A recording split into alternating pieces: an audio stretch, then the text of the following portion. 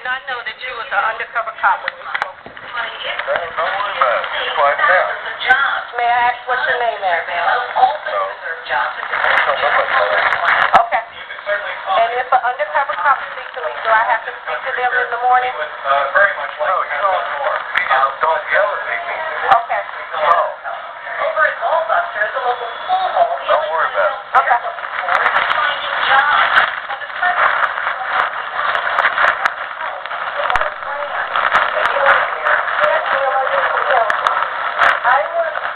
I'm at a McDonald's. I don't know the name of this McDonald's or whatever, but I was sitting there eating my breakfast, and this man came up and spoke to me, and I didn't want to speak to him. So then, after I told him to leave me alone, he threatened me, and he said, I'm an undercover cop, and I have the right to take you to jail because I went speak to him this morning. Can I get some help out here, or what can I do as a person? I'm from Lamar in Runberg, and I asked him what his name was, and he wouldn't tell me. He's still here. And I'm Runberg. It's a McDonald's. Does an undercover cop have the right to come up and talk to me in the morning? And if I refuse and he say, well, I'm an undercover cop, I have the right to use the law against you. And I will take you to jail if you do not want to talk to me.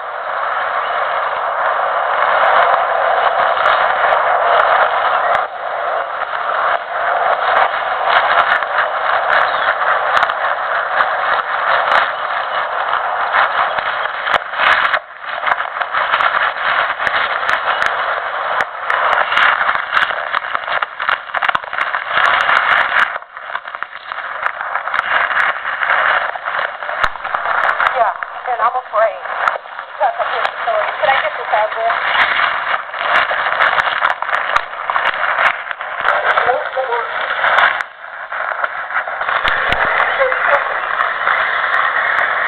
He's a white man. He has on a cap. He has on a red blue checkered shirt, and he has on it looks like a camping hat with a long star thing.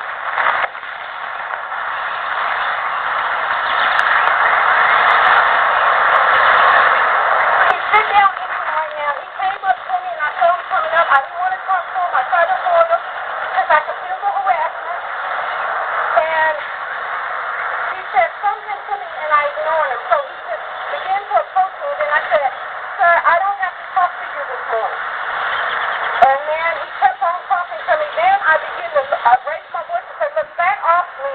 And he said, I'm an undercover cop. I will take you to jail if I didn't talk to him.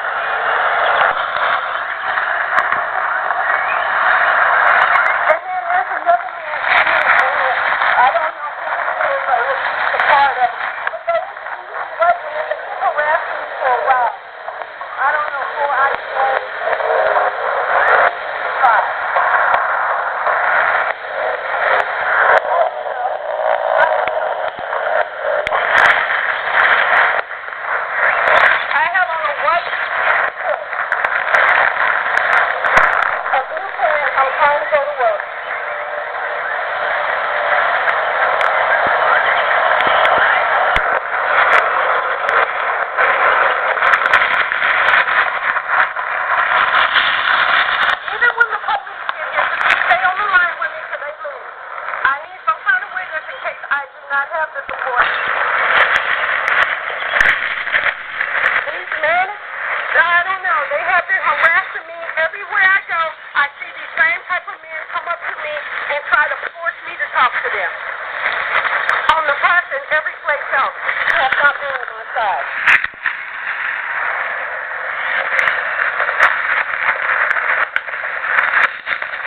There's one driving up. I'm asking you to stay on the phone. Okay, thank you.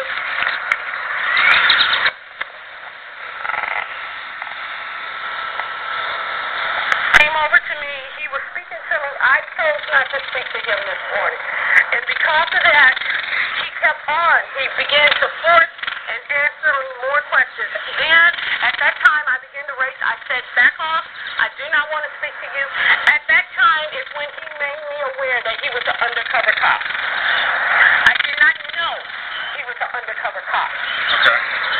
My thing is, if I choose not to speak to someone, do I still have to speak to him? I want to know why did I have to speak to him this morning if I didn't want to? And then he said I would go to jail if I didn't lower my voice because he's an undercover cop. Did he show you anything? He said he would? I asked him his name and everything. He said he wouldn't show it to me. He didn't have to tell it to me. Okay. And there's the gentleman right there.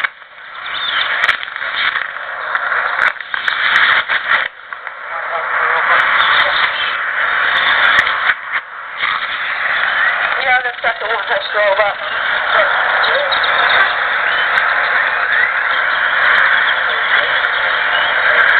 I was sitting there this morning, eating my breakfast. This gentleman approached me. He began to talk to me.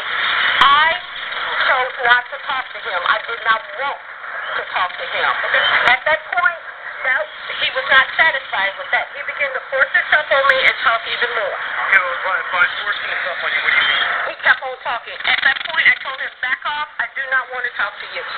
Then, at that point, he said, I'm an undercover cop, and I will take you to jail.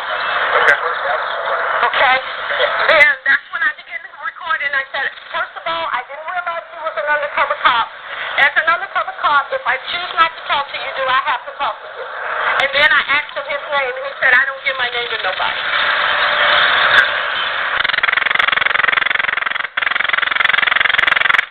No, that's okay. No, I work out. Okay. And ma'am, thank you for calling now.